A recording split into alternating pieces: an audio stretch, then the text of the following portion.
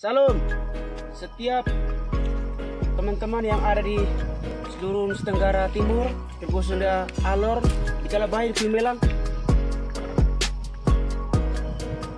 Inilah kampungnya yang sangat diberkati Tuhan, di mana orang-orang mengalami kerinduan haus akan firman Tuhan. Karena di wilayah ini banyak sekali kekuatan-kekuatan yang mereka percayai. Salah satunya Sultan, syarat kiri, syarat kanan, sarfat, dan juga mantra, ilmu magic, suwangi, siluman, semuanya orang percaya. Menyembah kepada dunia orang mati. Tapi kita datang memberikan kabar baik kepada mereka sehingga mereka hati dan haus percaya kepada kebenaran, yaitu kebenaran Yesus Kristus Tuhan. Amin.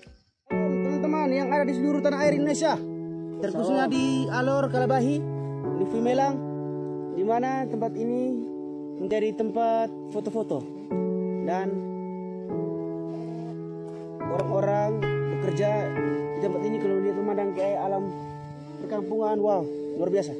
Ya, sekarang betul. Apa kampung namanya? Kampungnya Lokawat. Saya mau bertanya, bagaimana keadaan orang-orang di sini yang kalian ketahui tentang anak muda, orang dewasa, seperti apa kehidupan mereka di dalam kehidupan mereka sehari-hari? Tentang ketika mereka berjubur dan juga mereka ada yang masing-masingnya kurang percaya kepada Yesus juga ada, terus yang selain daripada itu juga mereka ada yang sungguh-sungguh di hadapan Tuhan juga.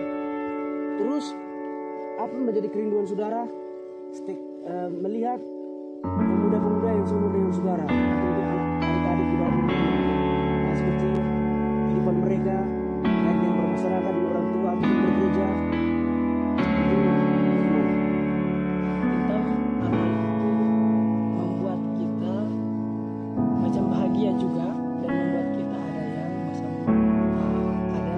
ada yang salah di hadapan Tuhan, masih minimal ada jarak Tuhan juga. Tentang itu bukan sebenarnya saya sebuah tidak, tapi pasti ada cara-cara lain, misalnya perbuatan-perbuatan yang ada yang Tuhan sampaikan kepada saya tentang ini. Dia membuat dia memberikan saya motivasi, memberikan saya harapan bagi saya untuk menjalankan Tuhan, supaya orang tetap percaya dan bersungguh-sungguh. Saudara, ketika keberadaan saudara pertama kali di Melang, di Alor Kalabahi ini, apa pengalaman saudara melihat orang tua, anak-anak, muda-mudi sahabat di sini? Dari tahun 2017 bulan Juni tanggal 26 saat tiba di Melang, Melang. Keberadaan saya pertama, saya dari bawah naik, saya lihat hiruk pikuk alam semesta ciptaan Tuhan luar biasa. Rasa ketertarikan dengan alam ciptaan Tuhan yang sungguh luar biasa, tidak beda jauh dengan di kampung halaman. Pertama saya datang di sini, perasaan saya rasa sedih. Saya harus menikmati hari yang baru di Pulau Alor. Perasaan pertama saya rasa, saya dari Kupang dan Kapel Tari, tawaran untuk datang ke Alor.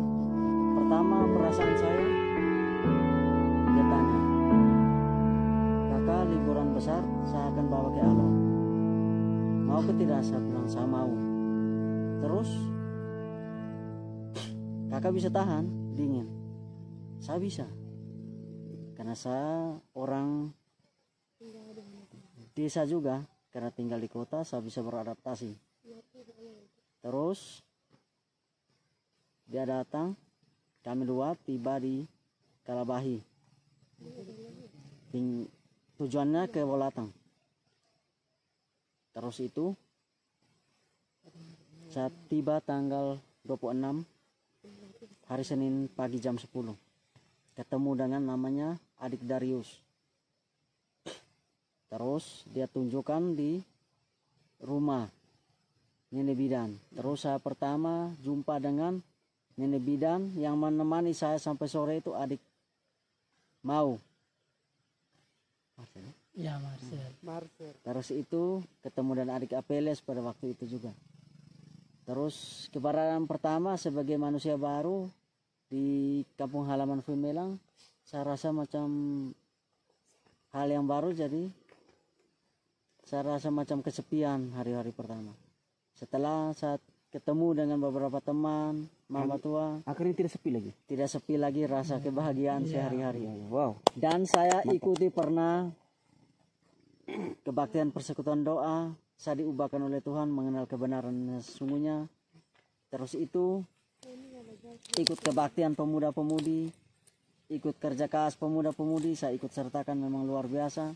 Orang sekitar ini memang ramah tamah, sungguh luar biasa. Hasil apa? Maksudnya mereka punya sifat sosialnya yang sangat luar biasa, diberkati oleh Tuhan. Luar biasa. Dan memang tanya subur-subur, kami menikmati setiap hari makanan kami. Saya pernah menjumpai kami makan jagung katema. Nah, sebelumnya pernah di Kupang. Nah, jadi sungguh luar biasa. Sebelum kakak kalau jagung katema kan kakak belum tahu itu ya. Saya belum tahu, tapi pernah saya di Kupang pernah makan. Oh iya. Terus yang di sini baru makan paling banyak. Saya di sini 5 tahun 4 bulan lebih. Iya. Terus bagaimana dengan kedua saudara yang ada di belakang tuh?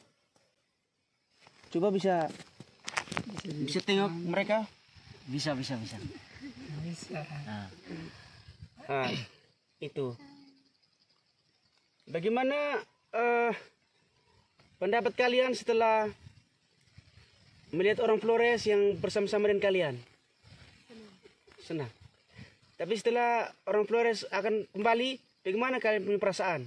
Sedih. Jadi hanya dengan doa dari kita tim agar kalian harus tetap bergaul karib dengan firman Tuhan, agar kalian bisa bertumbuh iman dalam Tuhan untuk bisa menjadi berkat bagi orang-orang yang ada di sekitar kalian, di Fuimelang, bahkan di Alor atau di Kalabahi, bahkan di seluruh Nusa Tenggara Timur, bahkan seluruh Indonesia sampai ke ujung bumi.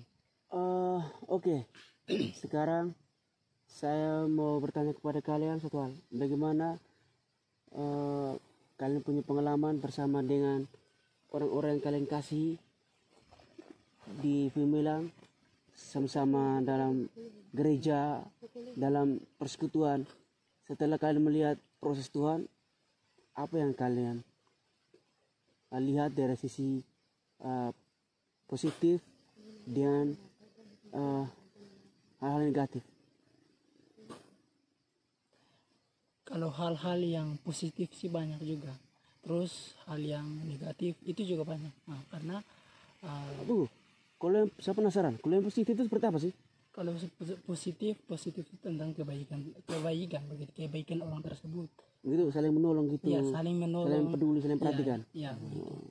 Tapi kalau macam sisi negatifnya biasa ada yang pergi menceritakan juga begitu toh. Menceritakan apa maksudnya? Menceritakan macam dia punya kasih begitu. Dia punya kasih kepada ini orang tersebut. Nah, tapi dia bisa ini begitu. Nah, tapi apa? Pasti macam sebenarnya kita sebagai manusia pasti punya kemanusiaan ya.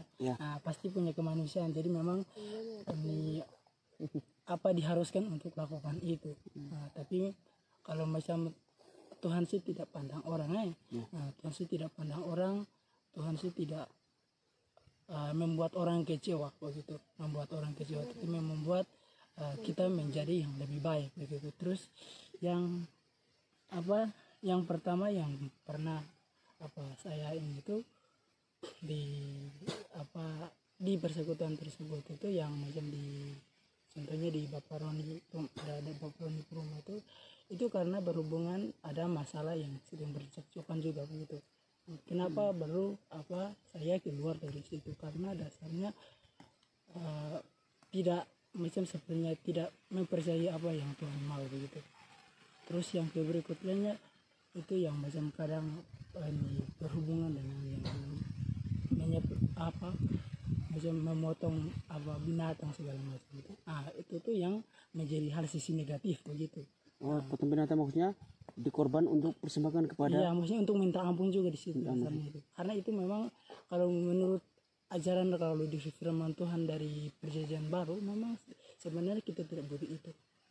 Kita tidak butuh itu, tapi kita butuh yang namanya Tuhan punya, maksudnya Tuhan punya darah, ya, Tuhan punya darah, Tuhan Yesus punya darah begitu. Karena dari situ dulu baru dia bisa menyucikan kita begitu. Kalau tanpa darah Tuhan berarti untuk apa kita sebut-sebut itu. Terus kita harus nanti kalau misalnya sebenarnya tanpa hal itu kita akan lakukan itu tentang yang namanya macam seperti penyembelihan. Kalau tanpa Yesus begitu. Tapi kalau Yesus sudah ada, memang kita tidak memperbolehkan itu. Kita tidak memperbolehkan itu untuk lakukan itu. Memang salah besar dia lewatnya dari situ begitu. Itu dia punya sisi negatifnya yang warna ini begitu. Sebenarnya bukan saya menantang atau tidak, tapi karena dasarnya tidak aman, tidak seaman begitu, tidak sejalan juga begitu. Tidak sejalan karena macam satu karunia ini, terus satu karunia ini. Kalau macam yang halnya seperti itu memang jelas-jelas tidak bisa begitu. Tidak bisa kita macam ini. Jadi hal-halnya itu lebih baik itu saya minta keputusan untuk keluar begitu. Karena macam lewat dari situ dulu baru kita bisa maksudnya membuat Tuhan punya mau yang senang begitu. Tuhan punya kesenangan begitu. Kalau macam satu saja itu masih baik, tapi 2-3 hal memang tidak bisa. Memang tidak bisa karena macam lewat itu dulu baru saya minta untuk saya mengundurkan diri begitu. Halnya seperti itu begitu. Karena memang saya tidak takut kepada manusia, tapi takut kepada yang namanya yang Maha Kuasa, takut Tuhan begitu ya. Itu juga gitu. Jadi itu saja yang pernah alami juga. Terus biasa kalau saya punya pengalaman itu di sisi negatifnya itu juga ada orang yang sebelumnya saya dipertobatkan itu harus diuji kembali lagi, harus diuji kembali lagi itu karena macam ada banyak olokan, ada banyak sindiran. Memang jelas-jelas itu memang kita harus hadapi. Tapi selama 4 tahun saya melayani ini sampai sekarang dulu baru mungkin ada rasa kedorongan orang lain itu mengakui bahwa ini benar-benar dia adalah hamba Tuhan. Dia adalah hamba Tuhan yang dipilih oleh Tuhan dan takut akan Tuhan. Jadi mereka tidak berani untuk sebut begitu. Karena macam ada satu hal yang pernah ada orang yang macam menantang saya dan menolak saya atau menantang saya. Itu dia mengatakan, lu ini percuma hamba Tuhan. Ini dasar lewat ini.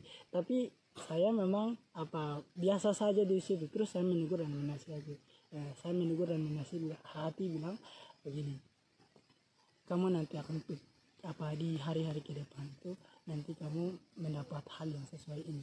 Betul juga. Tapi dalam halnya itu Tuhan mengubah hal itu menjadi hal yang namanya berhubungan sakit penyakit salah. Jadi itu mungkin Tuhan tegur dia itu sekitar 1 tahun atau 2 tahun. Itu maksudnya Tuhan berikan waktu ini. Tuhan berikan waktu untuk tegur sampai dia lupa dulu baru Tuhan kasih lagi begitu. Terus saya mau tanya nih, sejak kapan saudara mengalami perjumpaan pribadi dengan Tuhan? Sejak kapan itu?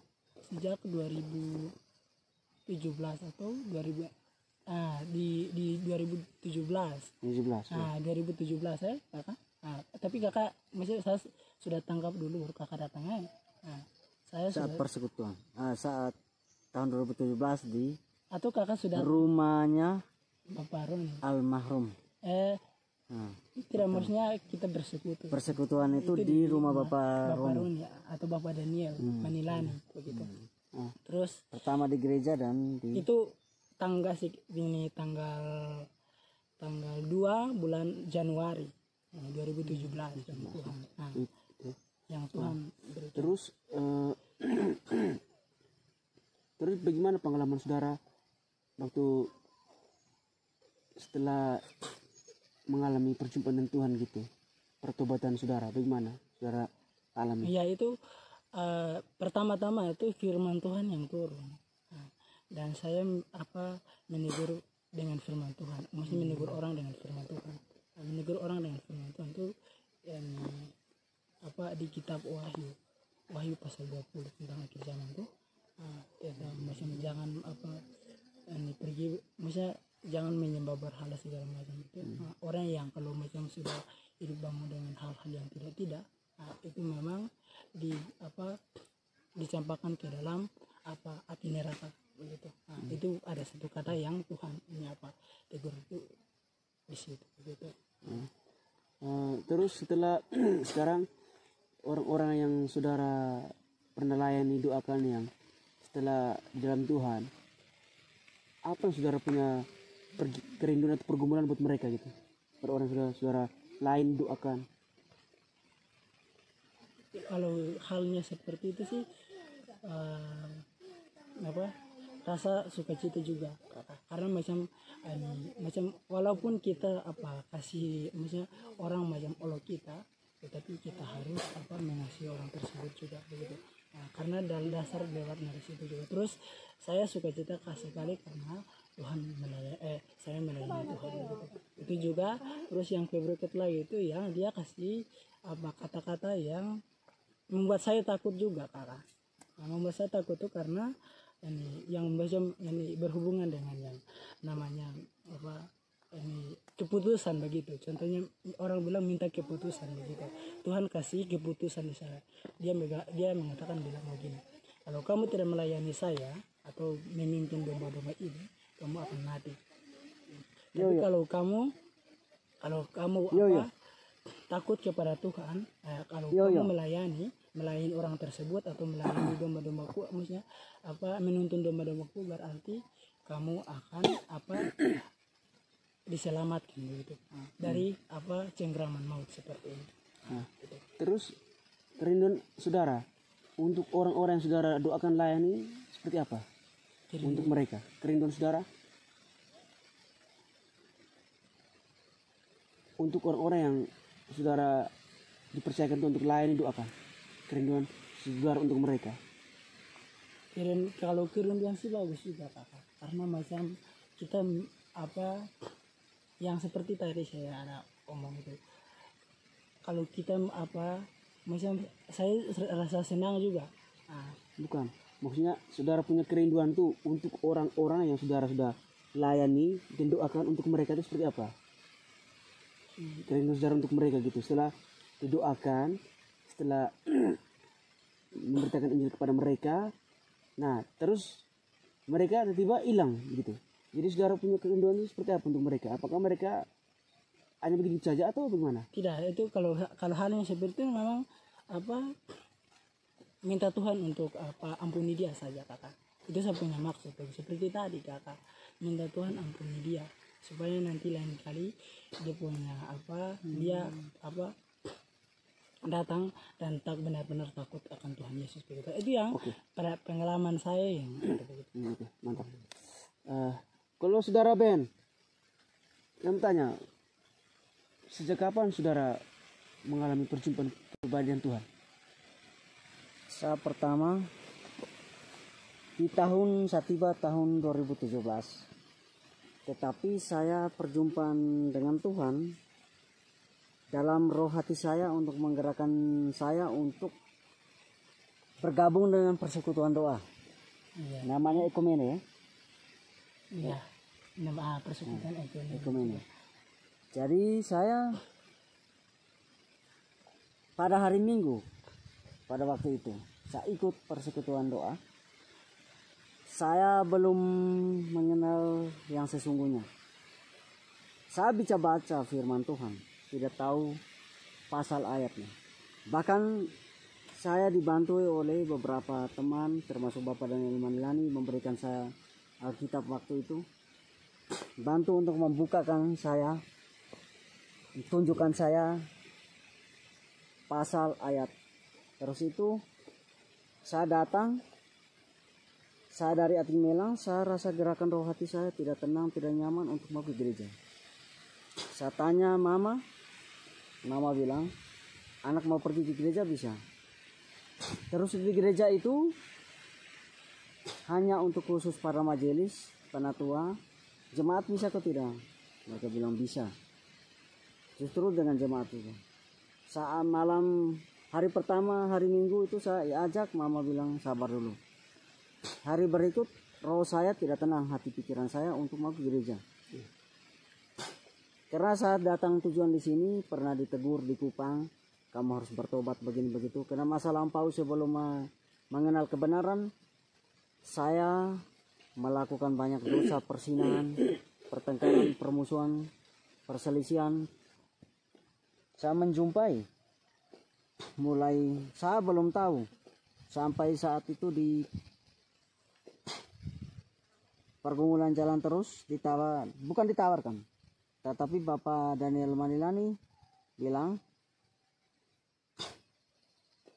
di tempat ini dikhususkan anak-anak Tuhan yang punya visi para hari Jumat, hari Selasa dan Jumat didoakan. Saya bilang kalau begitu kami yang lain bisa ikut. Saya tawarkan diri, bisa. Mulai dari situ saya ikuti terus berdoa, pergumulan, persekutuan.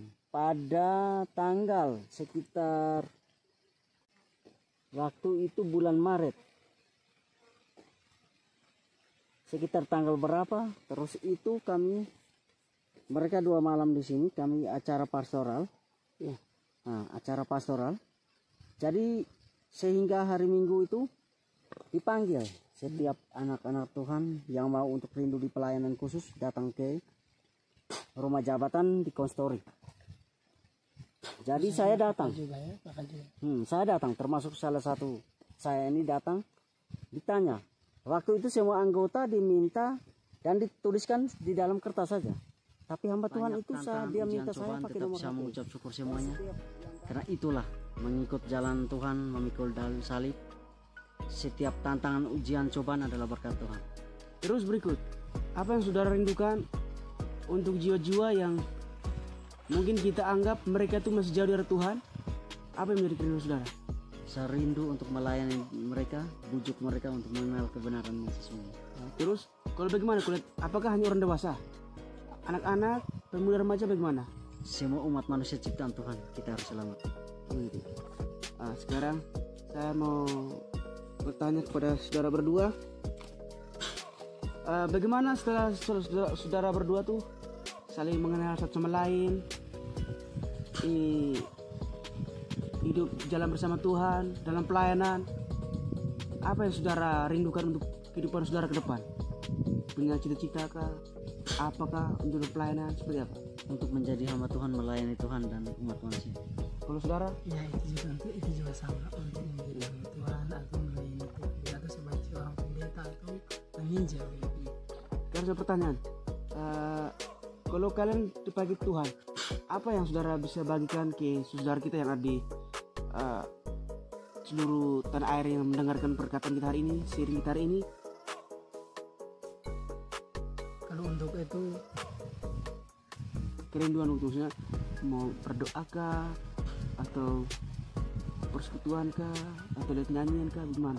Nah, ya itu kalau itu kita harus takut Tuhan, kita menyanyi Tuhan, memuji memuliakan nama Tuhan, bahkan juga dekat dengan Tuhan lebih dalam. Itu yang menjadi pesan saya.